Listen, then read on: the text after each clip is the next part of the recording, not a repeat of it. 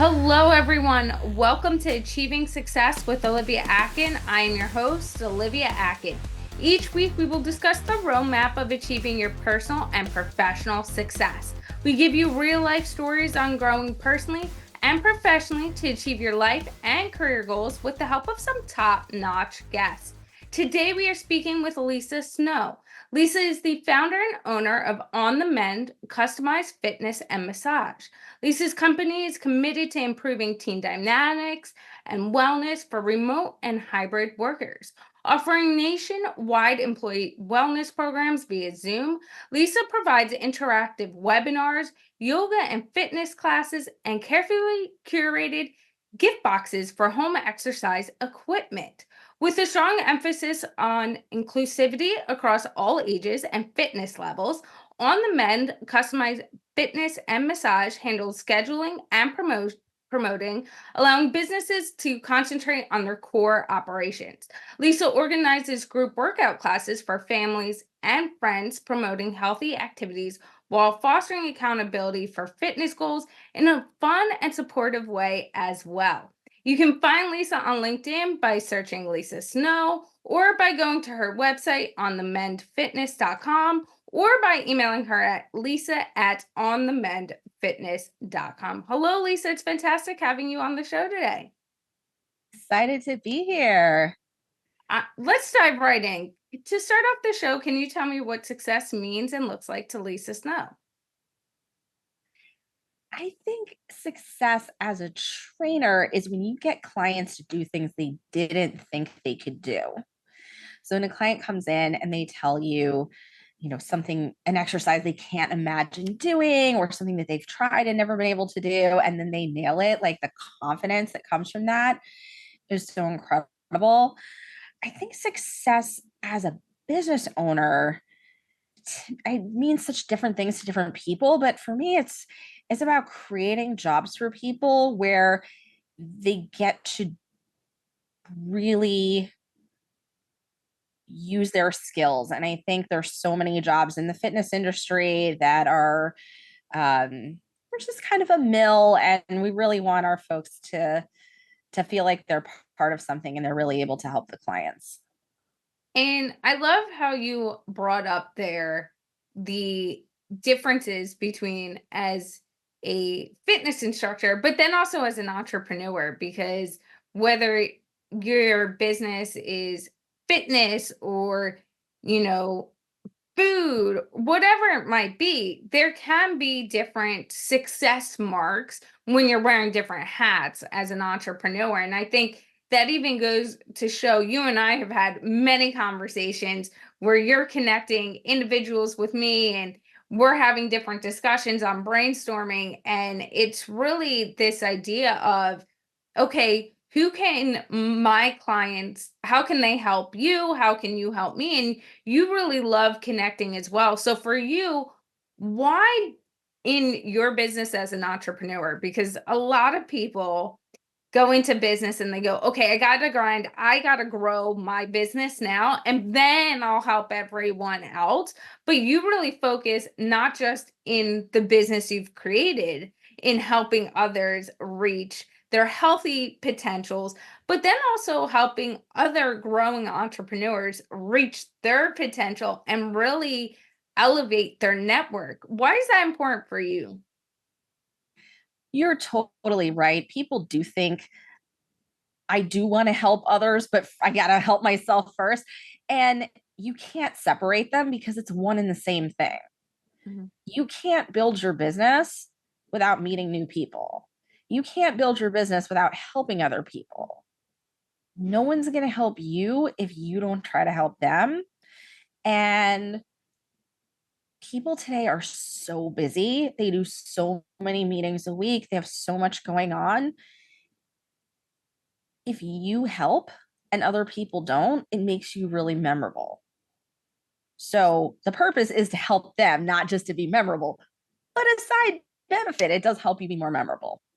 And it's something too where then it also shows your willingness to put your name on the line to maybe help someone else and say, I want you to succeed in whatever your goal is. Let me help you get there. And then it's also that idea that puts in people's mind, and I've said it to you a few times when you've connected me, is like when you're starting out, knowing someone else is advocating for you, you never forget that. You never forget those people that really believe in what you're doing and are willing to pay it forward. And it could look different and it could feel different, different points in your entrepreneurship journey. But I think it's also ultimately taking inventory sometimes of who stands by you at certain moments of that entrepreneurship journey. And talking about entrepreneurship and the journeys we all have, what inspired you to venture into the fitness realm beyond personal health? And we all might go to the gym and exercise for our personal well being, but creating an organization dedicated to providing fitness opportunities on both the corporate level and personal level. Back in the day, I went to financial planning school and I was working on Wall Street. I wasn't at a trading desk, I was a tech person, but still working on Wall Street. And you really see the toll that it takes on people to do these intense jobs. So, everyone has this stereotype of like the Wall Street bros and everyone is annoying and things like that. And that wasn't my experience at all. My coworkers were awesome. But you really see how putting in a 10 or 12 or 14-hour day takes it out of people. How it affects physical health and mental health and career burnout and executive burnout. And eventually I left to go back to school to get started in fitness, build my fitness career. And over the years working with both individuals and groups, I just see that those insane hours are such a huge challenge for so many people, right? When people think about health and wellness, they're thinking about, should I be working out more or eating less or eating better or taking the perfect supplements? And all those things are important down the road. But I think for a lot of clients just starting out, they would make so much progress if they just got some sleep. And we're all guilty. You know it. I know it. None of us get enough sleep. None of us take good enough care of ourselves. And you can coach people one-on-one about that. We do, but that's ultimately a conversation that has to happen at a company level and at a society-wide level, right? It's not just in your company or your organization, it's everywhere. When people are bragging about how they pulled an all-nighter to do work emails. Like, why are we bragging about that? Why are we not giving that person a hug or just feeling bad that they had to do that, right? I think overwhelm is something that people think means they're crushing it. And overwhelm just means overwhelm. And I love how you brought that up because I smiled and laughed, and you know exactly why, because I've been there. You and I are very much like get it all done women. But when before starting my business, Achieving Success LLC, and working in professional sports and then government contracting, it was an environment where when I entered professional sports and being, an intern at the time when I started out, it was how long can I stay in the building? What can I do above and beyond? Now, do not get me wrong, going above and beyond in your job and in your role is amazing, and everyone should strive to do that, especially when they're trying to build their career. But there's a difference between going above and beyond by 1 hour or 2 hours and working, a 15, 16-hour day. And there's many stories in my professional sports career where I was like, from the time I woke up till the time I got back to my house, it was a 16 to 20-hour day. Like, look at me and look at the experience. Now, don't get me wrong, some of those are my best experiences to life and the friendships I've made. So it's not necessarily a negative, but the toll that took on me long term is really where I think you're saying it too. And then working in corporate, the conversations I was having with everyone in Lockheed Martin was, if you're, if it's a 10-hour day and you don't work 13 hours, then, you're not really at the par of the person next to you. And it wasn't a conversation Lockheed had of like, that's the standard. It was the culture that was being built around you by your other peers because they felt they needed to do it. And if they're doing it, why aren't you doing it? Kind of atmosphere. So that mentality of those long days answering, it was such a proud moment. But now taking a step back and talking about achieving success and what that looks like, one of my happiest things, and Lisa and I have talked about this, is being able to go, no, it's 6 o'clock on Monday. I'm done my work day. I will answer that email tomorrow.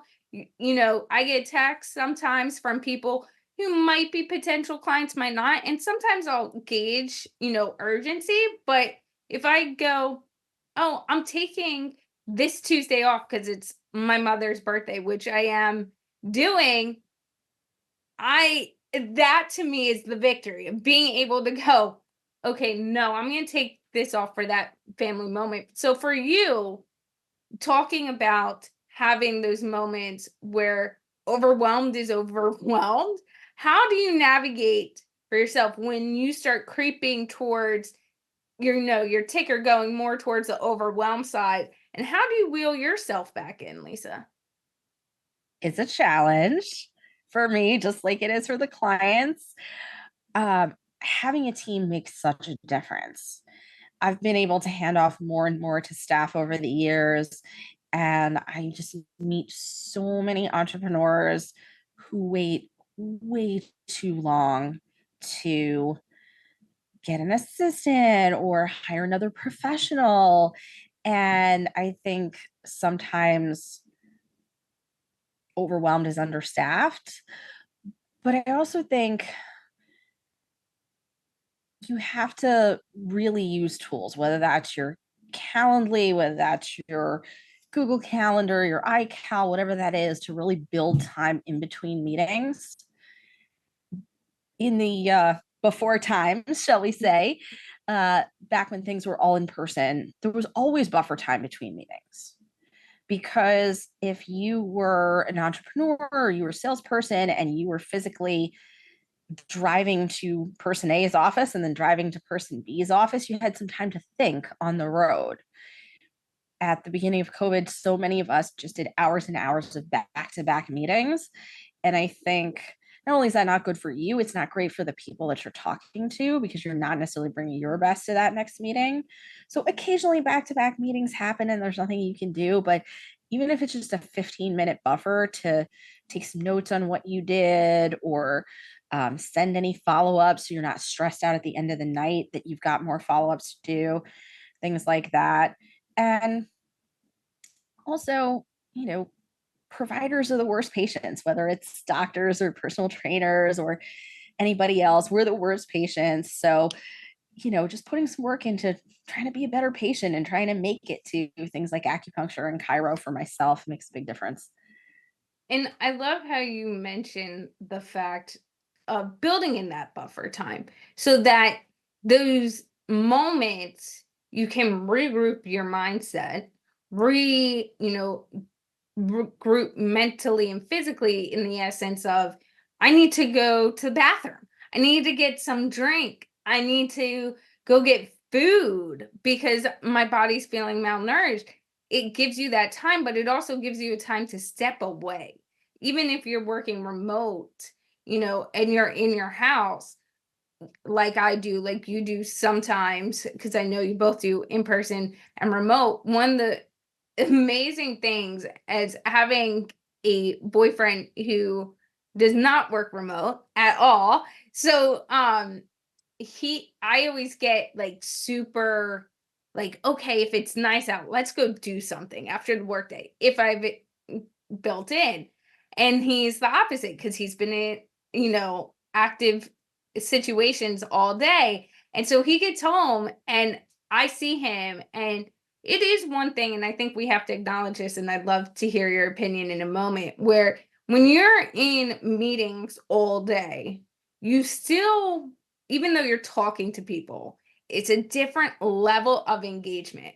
So even if I've been in meetings all day, he gets home and I'm like, so you but and I just blurt like 8 hours worth of stuff in 5 minutes at him, and he engages and he sits there and he like we have conversation and he's like, okay, so you know, or if I don't have any meetings, it's like the same thing about like every little thing that happened in my day. I want to get out in like 10 minutes to him.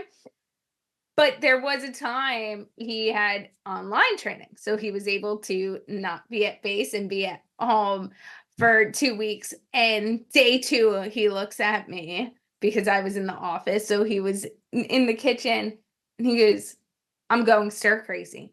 Like, how do you do this?" And I'm like, exactly. Like now imagine doing that not for like 2 days, for 6 months, a year. There is that toll. So for you, how do you go not stir crazy sometimes, but also have conversations with clients or friends to make sure they're not going stir crazy? For sure, they are. For me, I am a big theater nerd. I go to a lot of Broadway shows. I go to a lot of movies. I have like one of those monthly movie subscriptions where you get unlimited movie theater tickets. And it really helps to have stuff on your calendar, right? Back when I had a corporate job, even though the hours were insane, there was a point where I actually left. Like I walked out of the building, I got on the subway, I went home. And back then I didn't take a lot of work with me. And when you run your own business, you left to your own devices can do 12 hours of emails. And that's not healthy and that's not useful for the other folks either. So I think doing things that you've pre planned is something we talk about a lot with clients, right? So they may not be theater nerds like me, but buy a ball game ticket, buy a pop concert ticket, like something that you have paid for. It's on a specific date and you can't get out of it, right? Like the movie pass, if I don't go for a couple of weeks, no one knows I'm not there. It's fun. I love it. But if I have a theater ticket, I have to be there because I paid for that ticket. So anytime that you can take that self care and put that on your calendar in a way that's non negotiable, it really helps. So maybe you're looking for a trainer, but maybe you're not. Maybe you just need a massage, or maybe you need to get your nails done, or whatever it like. Get that stuff booked and trap yourself a little bit. I love that idea. And it's definitely something I do sometimes. And we should all do more of, because when you have that accountability, like you said, if make plans with your friends, even, and then at the last minute, you're like, oh, I don't want to go. Or, this is on the schedule and I don't fully want to go there. So here's my way out. You have a way out. But if you go, oh, this is important for my friend, and this is the date, this is the time, this is the location. And if I don't show up, there's going to be some form of repercussion for not showing up. And then you're going to make the extra effort, even if you don't want to go or you've 10 other things on your mind.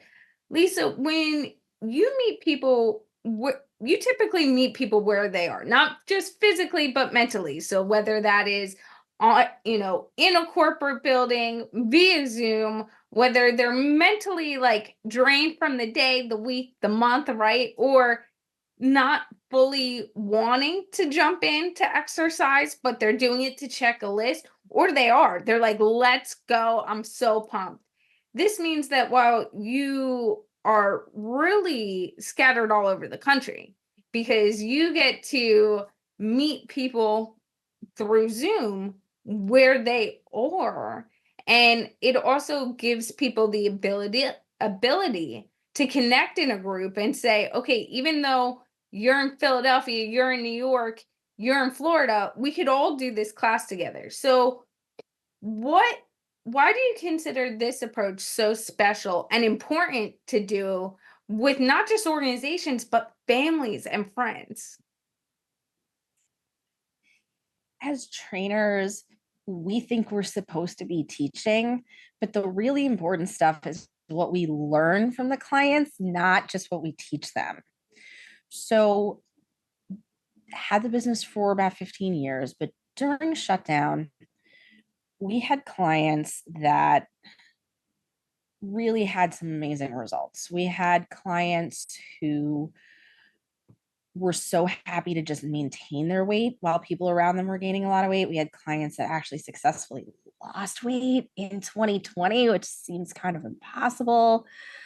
Um, over the past few years, we've had um, business owners that have staff in multiple states who haven't seen each other for years who reconnect over a chair yoga class and finally get to interact again, start physically feeling better.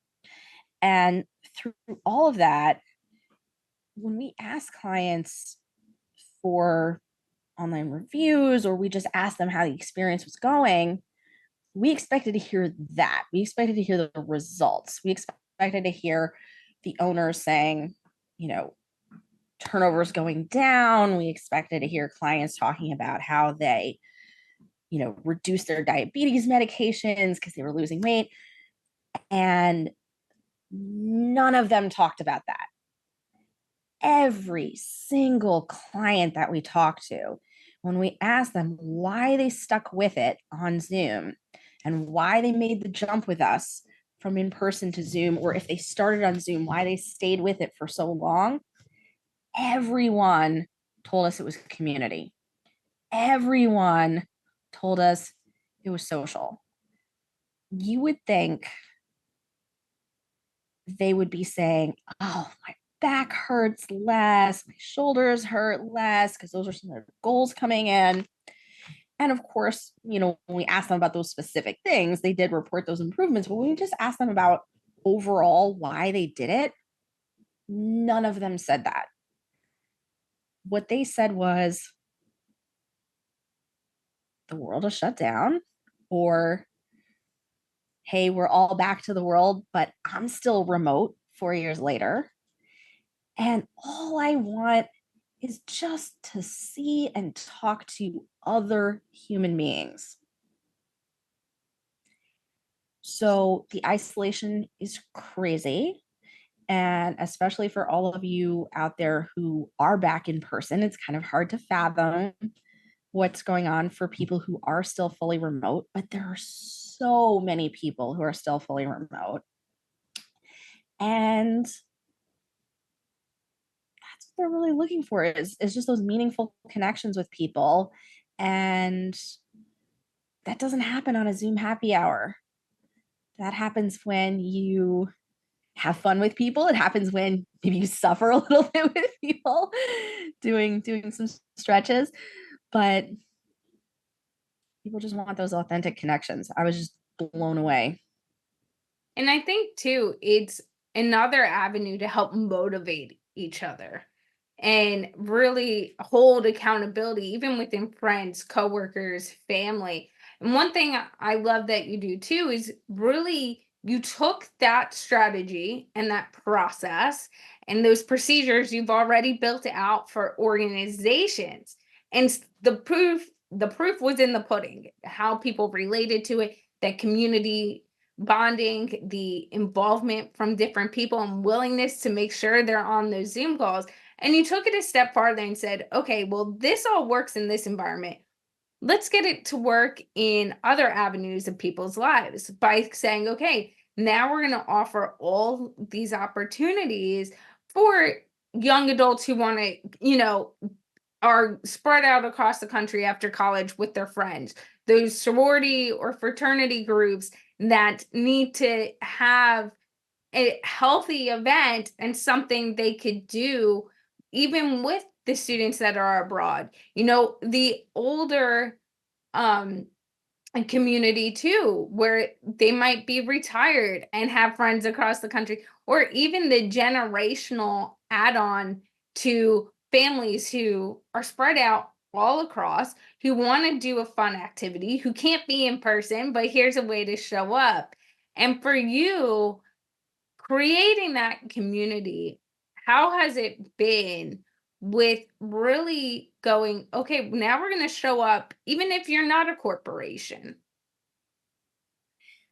One of my favorite classes that we run is called Fitness BFF because what people really want is more time with their friends. So, the way that class works is you have someone who brings together a group of friends. They could be in completely different cities, completely different states, like you said. And we create a private Zoom class that's only them and their friends. And then each person gets a real physical box in the mail of home workout equipment. So it's like they're all in the same gym together, even though they might be thousands of miles apart. Because so many of our clients have friends and family that are out of state, right? I'm here in the New York City area. I have just in the past few years, I have a friend who moved to Maine. I have friends that have moved to Florida. I have a friend who moved to Charleston, and on and on and on. And what I was hearing from clients is they were having the exact same experience, that their siblings or cousins or college friends weren't local anymore. And it was just so hard to find time to do things with them, with coordinating train tickets and airlines and all these things. And it's magical to see people get to reconnect in a way that's more personal, right? Think about back in the day, you and I would have been going to a coffee shop. And now with Zoom, when you're running a friends and family class, you see people's pets, you see a little bit of their home. They get to, you know, see each other's child or spouse run through the background and pop in and say hello. And that just wasn't possible with in-person classes in a gym.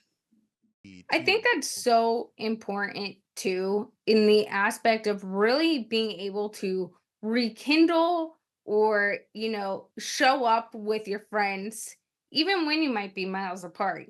I went to school in the Northeast. I've lived in the Northeast until recently. And most of my friends, I should say, still live in the Northeast. But that when I went to college with, but still that could be 6 hours away. With life, with kids, it can be one of those things where even if we all have time, those last minute cancellations come up. Oh, I got sick, or bad weather.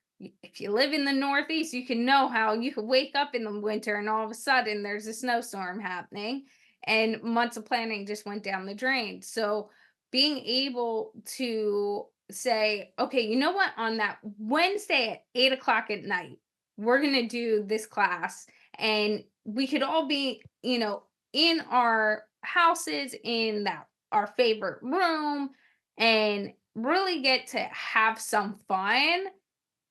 I think goes the extra mile. And I think the other aspect of it as well is like sometimes when we go to the gym, whether it's with friends or not, there's that little bit of competitiveness of like, or like self awareness or self shaming, I could say sometimes, of like, oh, I'm not as good as the person next to me. Or, I'm not working out enough because look at their results versus mine. And you don't know what the person next to you is doing or not doing. But at the end of the day, when you show up with your friends, they're going to hold you accountable. It's going to be fun because let's be honest, everyone's going to be joking with everyone. And the stress of it all, and that stress of, okay, I got to add this into my schedule. And it might not be something I want to do, kind of wipes away a little bit.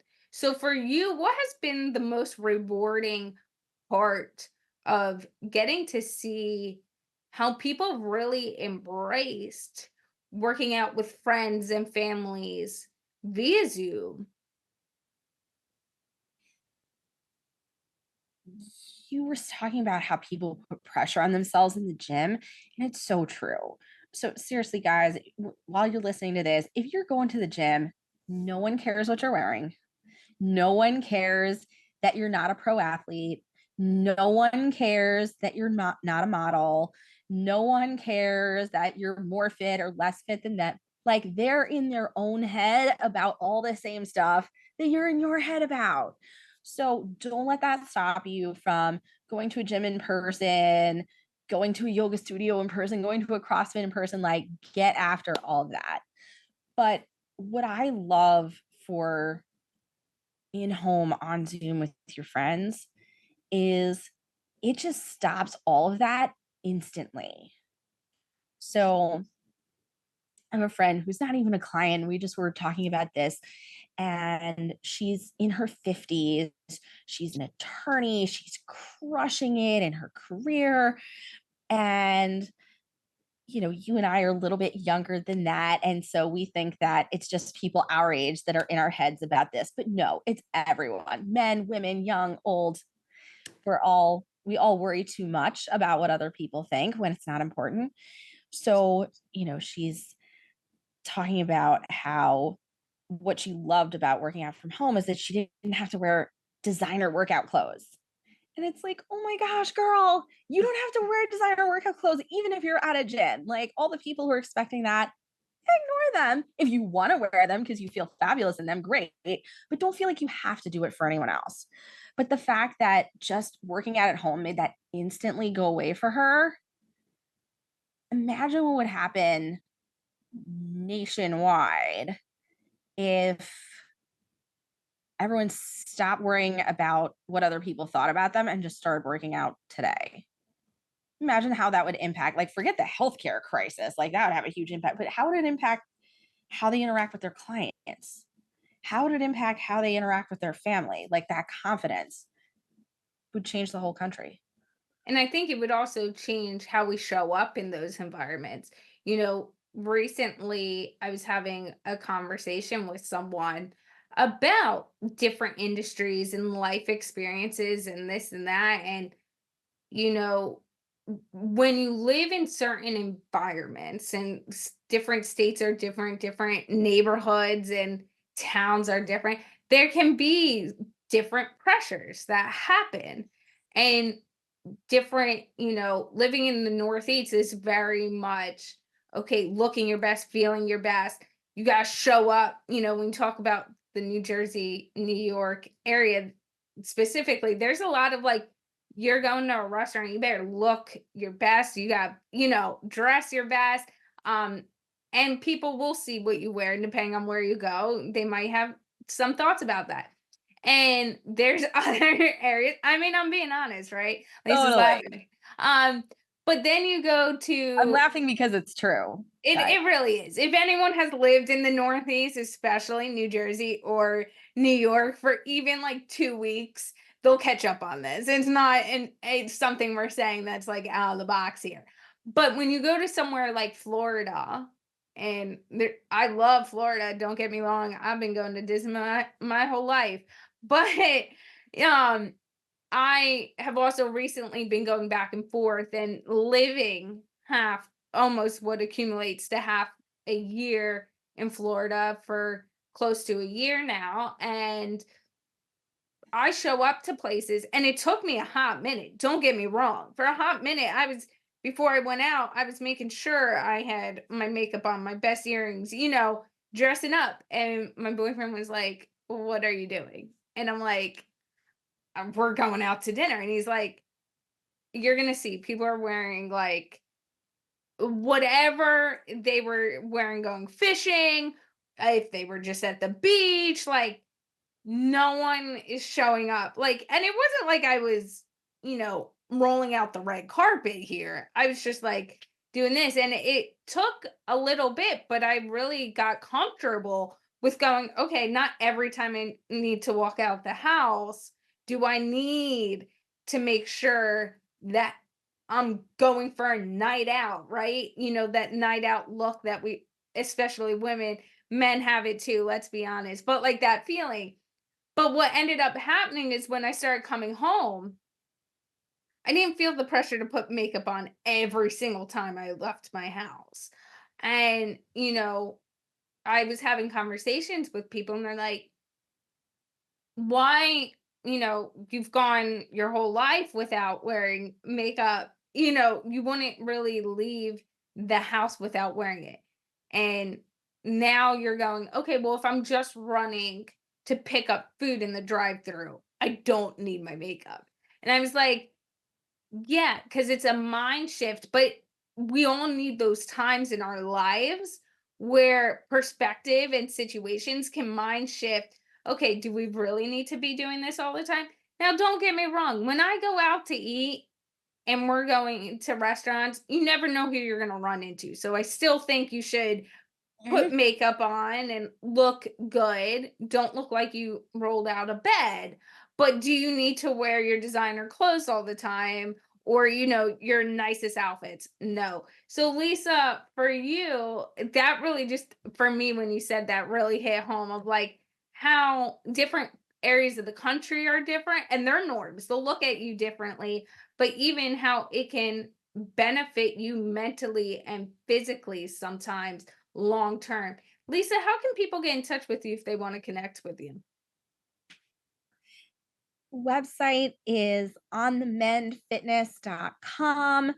I am very active on LinkedIn. So, Lisa Snow on LinkedIn. Happy to connect with all of you guys there. And just excited to have been on the show. Well, thank you, Lisa, for all of your insight today. You and I could talk for hours on so many different topics. So I really appreciate you coming on and talking about your journey, how you're helping others, perspectives of how we could all also get out of our own minds sometime and, take back the fun of fitness.